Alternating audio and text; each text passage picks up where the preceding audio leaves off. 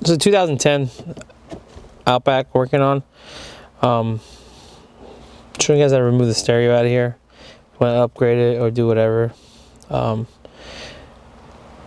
We've already removed this cover plate. If you watched the video, if you missed it.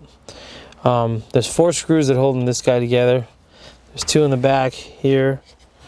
There's 2 up here in the front. I'm going to remove those 2. So the Phillips, it's a Phillips screwdriver. Be careful not to drop the bolts in the dashboard like I did. We're just taking the car apart, so it doesn't really matter. But that's literally, I take these bolts with the pointy tips.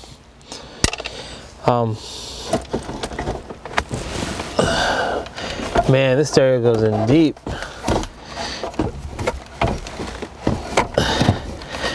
Gotta get back here and unplug these guys. I can't see it either, so I'm just gonna do everything blind, and then I can show you guys afterwards. And this guy,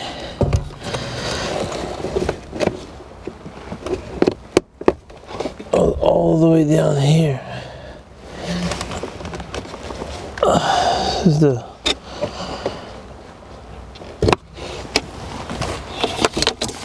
okay. They're all going to be different. This is for the Bluetooth, I guess, or the USB cable that runs along to the back of the center console. This only had 3 wires. If you have the navigation model, it's probably going to have more. But if you need one, pull your old one out. There's a part number right there, 86.